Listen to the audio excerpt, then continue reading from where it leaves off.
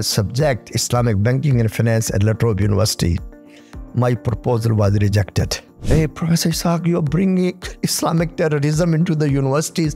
I said, come on, guys, this is the knowledge. The most important thing I want to say, Islam never clashes with any civilization. So it is challenging that you live in Australia since minority Muslim live there rather than in Indonesia. It is harder to promote Islamic finance in Australia.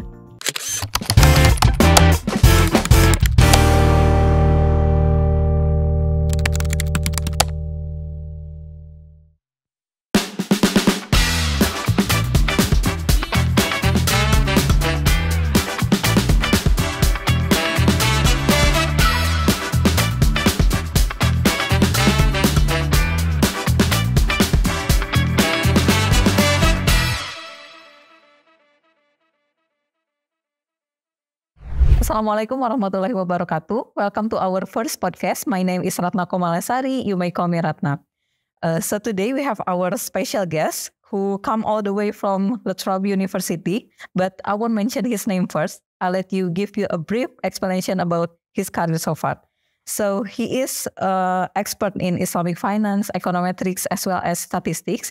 And also he is the founding director of Islamic Banking and Finance program in La Trobe University. He's been involved in more than 130 journal article writing, 8 books, and also encyclopedia writing. He also editorial board of various international journals. He taught more than 20,000 undergraduate and postgraduate students in his academic career since 1987. Okay, before any further ado, let's meet our professor today. Assalamualaikum, Professor Bhatti. Waalaikumsalam, Ratna. Thank you for this brief introduction. Okay, thank you so much, Professor. How are you? Alhamdulillah, I'm good. I'm enjoying. And thank you for your hospitality. Okay, thank you. This is your first time in Indonesia? This is my 4th time in Indonesia. Oh, this is your 4th time. So are you enjoying the ambience so far? Yes, I'm impressed with the IIU, their hospitality and wonderful campus. And I started my day today, Salatul Zohar, beautiful masjid, mashallah, mosque. Thank you for inviting me. Yeah, thank you. Thank you so much for willing to come to our humble campus. Thank you so much, Professor. So today we actually have a light discussion and also a quite heavy discussion.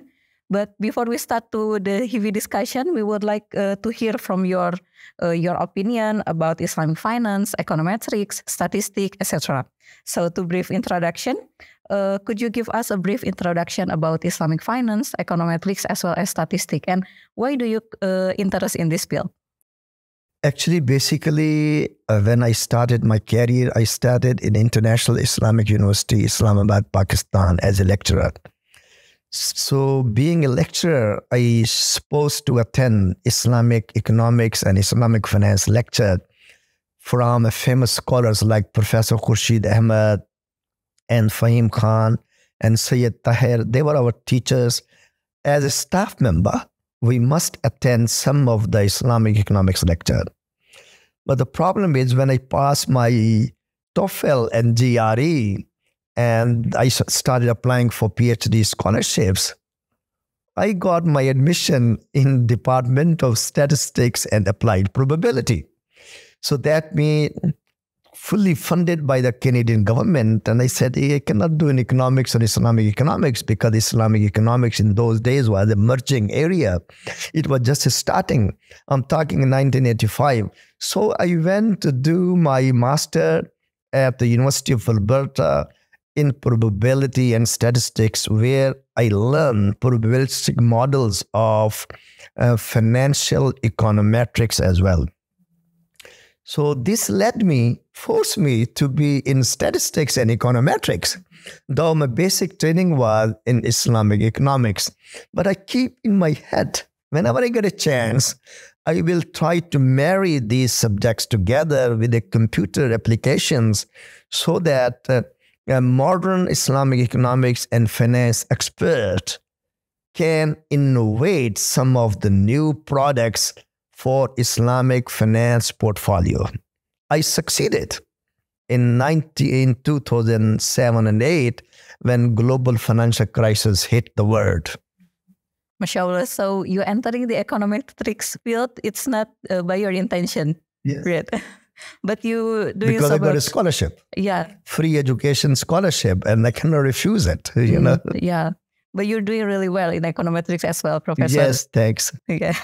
So maybe some of our listeners, our viewer, not really familiar with Islamic finance, econometrics. Could you give us a brief explanation about those two terms? See, we know in Islamic finance and Islamic economics, most of the experts are expert in qualitative application in Islamic economics. They know they're expert in Sharia compliancy. They are expert in Sharia ruling, but they don't know the modern technology like how to apply mathematical modeling in Islamic finance or economics. The only person I can go back is M. Fahim Khan from International Islamic University. Then later on, he became a director of Islamic Research and Training Institute at IDB, where your former finance minister, Bomban, retired, you know. He was the director of IRTI, Islamic Development Bank. He came here. So they know only a little bit, but they don't know the modern way of artificial intelligence, Kapula application in Islamic finance, which I did it with my students, and performance of the mutual fund, and how we can modernize artificial intelligence using Python or other languages to program those to run empirical studies to compare between conventional finance and the performance of Islamic finance. So these techniques were later on used by most of my PhD students. For example, in mutual fund industry, Fadila Mansour, now she is the head of the Department of Sharia, and she did her PhD at the University of Malaya. She's working now at the university. She did a lot of work in mutual fund. The other person, Kong Nguyen, he is a senior lecturer in New Zealand. He worked a lot of work on Kapula application. And then one of my friends, Suran Basov, he's a Russian physicist, to whom we hired at La Trobe University. And he did a lot of work in microeconomic theory using deep learning mathematical models. And our book appeared in 2016, Theoretical Model of Islamic Economics. And before, there was no book on Theoretical Model of Islamic Economics. And then latest, one of the Indonesian emerging scholar, I can say he's very, very intelligent. He's my student. His name is Luqman Arabi. He did his PhD thesis on this area. And based on PhD thesis and few articles he wrote in micro-Islamic economics. But again, that is a modeling. A lot of empirical studies need to be done on that theoretical modeling, and few PhD students from your institution can read those mathematical models and do the empirical study to finish their PhD thesis. So Luqman Arabi did his PhD thesis in those mathematical modeling, theoretical modeling of Islamic economics, Murabba, Musharka, what theoretical. So that convinced the theoretician of conventional economics, oh yeah, Islamic economics can be an area of research. So that's why you're going to see the fundamental research is being emerged in the area of Islamic economics and Islamic finance. Okay. Wow, that's really a brief explanation. We're actually jumping to the next segment with your answer, Professor. Okay. So after you explaining about the connection between econometrics and as well as Islamic finance, we see that many of the Islamic finance data is in qualitative form. So what's your opinion about it? Yeah, now you are right. It is in qualitative form. But now, like Central Bank, Islamic Development Bank in Jeddah, they are setting up their own databases. And also IMF recognize Islamic finance. And they trade with most of Islamic countries. They have Islamic finance quantitative data as well. No, there are private data firms to whom you can request for needed data, they can provide it. See, I was giving you an example about Fadila who did mutual fund. So this is a quantitative data. She did a PhD 10 years ago. So this data do exist, but you need to clean up this data set to fulfill your need to run empirical studies. And the data is available and data is very rich. So for conducting the research in secondary data, we can say, using Islamic finance nowadays, we can conduct using the secondary data rather than the primary data for Islamic finance. Since recently, many of the organization provided the secondary data like that. Yeah, I think my advice is to mix both together. You use mixed methodology, which can combine the qualitative data and the quantitative data. So you can use both primary data and secondary data. Primary data you can collect by conducting a survey, and secondary data you can collect from existing sources. Now, interesting thing is, so you can compare then the outcomes using a qualitative data and quantitative data. If both outcomes are justified by the economic theory, so you have done the job. Okay. And also you mentioning that before we put any math in Islamic finance theory, some people not really accepted with the Islamic finance. Could you give us a brief explanation about it? Oh, the reason is the people thought today you guys are talking Islamic finance. Tomorrow you will be talking about Judah finance, Christian finance, Hindu finance, and what sort of finance. So when I put first my subject, Islamic finance, subject, Islamic banking and finance at La Trobe University, my proposal was rejected. This was the criticism, that now you are talking with Islamic finance. Hey, Professor Ishaq, you are bringing Islamic terrorism into the universities. I said, come on, guys, this is the knowledge. But my proposal was rejected. Thanks to global financial crisis, when the global financial crisis hit, you can see Islamic finance was the only green in the stock market. All the stock market was red. Market collapsed. Major banks collapsed. But Islamic finance stand up. So that motivated the people to look into it. What the hell is this Islamic finance? Oh, that also motivate you to learn. Yeah. Okay. And some people say that it's just simply the packaging of conventional finance. Professor, what do you think about that? Yeah, I agree up to this claim. But who don't do biggie bagging? So everybody do it, you know. See, Islamic finance is not a new thing. In Judaism, interests were forbidden. In Christianity, Islam, it was forbidden. Islamic finance, or we can say conventional banking, is started only 200 years ago. So that was a modern banking techniques. Though during Sayyidina Umar radiallahu ta'ala anhu, there was some sort of voucher being issued. So people, instead of carrying their gold and their other items to Damascus for trading from Mecca, so they issue a small token. So that was guarantee paper. Okay. But that, now it's a modern world.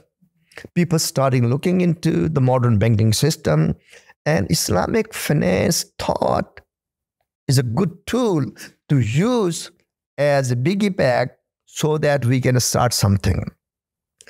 So I think we don't mind it about it. Claimers are right. We accept that. The most important thing I want to say, Islam never clashes with any civilization. Islam merged those civilization and scientific and banking tools. When Muslim was at the top of scientific research, they used the existing scientific finding. To piggyback on the existing scientific finding, they developed their own scientific. So that was in Spain and in Maghreb and other things, scientific development was taking place. If they're saying that we are rebranding and this and that, we have done this in the past for centuries. We don't mind it. We are not clashing. We are saying Islamic finance can be a very constructive part of a financial, peaceful global investment portfolio. Isn't it? So if conventional is collapsing, Islamic finance will give them a boost to stand up. So it is, we can say, not a competition between conventional finance and Islamic finance. I call it as a complement. So both complement each other. Both investors can get benefits from both tools. Why not? This is kind of new for me, actually, that you said that conventional and Islamic actually complementing each other. Yeah, because during my study, actually, the lecturer told me that it's substituting each other. But then you said it's complementing each other. Yeah, I tell them complement. The reason is not to harass conventional finance people that, oh, Islamic finance is something new coming up and it can undermine the conventional finance. I tell them no. It is complementing. Look into Asian financial crisis. It was Islamic financial products which can help them. Look into global financial crisis, and Islamic finance helped them. My recent research says that during the COVID time, only Islamic finance was not doing well. But conventional finance was doing well. The major reason was the major governments were sponsoring the conventional finance. But the major governments like United States and IMF and the World Bank was not helping much to the Islamic finance. They should have done it, but they haven't done. They said, oh, Islamic finance is only 1% of the total financial system. It's a very minor part of the portfolio. So that's why Islamic finance could not help during the pandemic time. But the people actively working for the Islamic finance were using their zakat money, Qardi Hasna, to supply the food to those people who cannot travel. In Australia, we work very hard. Qardi Hasna people, under Islamic Council of Victoria, and AFIC, Australian Federation of Muslims, they work very hard to provide the food to the needy people, though they were not interested in expected return on a portfolio of Islamic finance. Rather, they were doing more khairat and sadaqat and zakat and Qardi Hasna. So that's why Islamic finance couldn't perform well during pandemic. But in all other crises, they did very well. Oh, okay.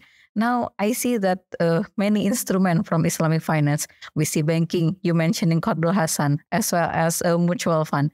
But when we talk about Islamic finance, many people just consider Islamic banking as this one as the most established one. So what do you think about that, Professor? This is a common question everybody asks me. See, Islamic finance is a halal, Sharia compliance. Conventional finance is non-halal. But there could be some part in a conventional finance which could be halal. I give them this example. Is cow halal? Halal. It's a halal. Unless it is a zabiyah. If you shoot the gun with the gun, cow, it will not be any more halal.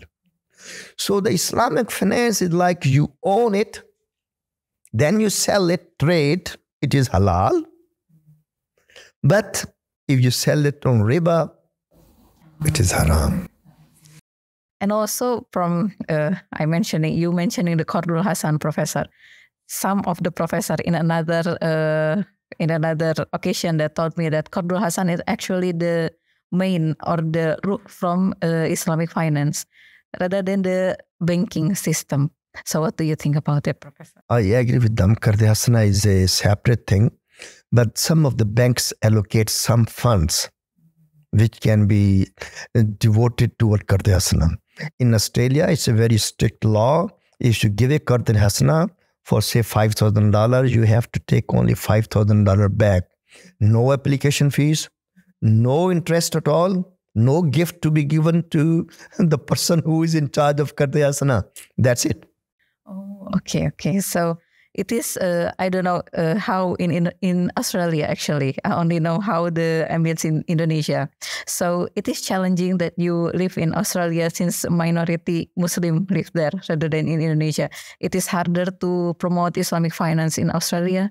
It is challenging, but when people see the benefit, they love it. For example, when we started Karde Hasana in Australia, Karde Hasana or Zakat project, the people, non-Muslims, come to the mosque to gain interest-free loan from a Muslim in the mosque, in the city mosque. And initially they were threatening, they were shivering, Muslim terrorists. But when they get a check to repair their roof, to buy a new fridge, a new washing machine, they say, wow, Muslims are very good. Okay. So we don't charge any. But in Australia, there are overnight high interest rate. If you borrow money, say $1,000, 20% can be interest rate, 30% could be interest rate, but we don't charge any interest. So that's why it's very popular. And now we became a partner with the government. So Social Security, the poorer people who get a Social Security, they can borrow the money on interest-free loan. We call it Karde Hasana, and their money can be deducted from Social Security payments. That's interesting, Professor. And also mentioning poverty. How do you see the Islamic finance contribute to the poverty reduction in Muslim world or global world? See, through Islamic finance application in a society is proved that it guarantees poverty reduction. There is a very big PhD thesis by Professor Nasim Shirazi, who was a professor of International Islamic University in Malaysia. And he proved that it's through Islamic financial system guarantee, because it is a flow of capital from the top 10% richest people to bottom to the poorer, isn't it? When they pay zakat, when they invest into the industry. So the poorer people work in that industry, they get a salary, isn't it? So the real economic development take place in the society. So more and more investment is taking place and economic development is taking off into the society. Employment is increasing. People are spending money, and the gap between poorer and richer are being minimized. But look into the conventional economic and finance. Richer are becoming more and more richer, and poorer is getting more and more poorer. So so that's why you can see what happened in Libya and Iraq and other Yemen, other countries. So the poorer people come back into the streets and revolt against the richer people. To stop that, the true Islamic financial system and economic system can be a solution to reduce the poverty. So how in Australia, how they distribute the zakah that you mentioned? Is it both to Muslim or non-Muslim, or specifically to Muslim? No, zakat is only for Muslims. Okay. Karde Hasana is for everybody. Mm-hmm. So that's how they distribute it in Australia. Okay. So the next question is math or statistics? Statistics. So why you choose statistics? Because statistics create miracles. It's difficult to understand math, but it's easy to understand statistics. Secondary or primary data?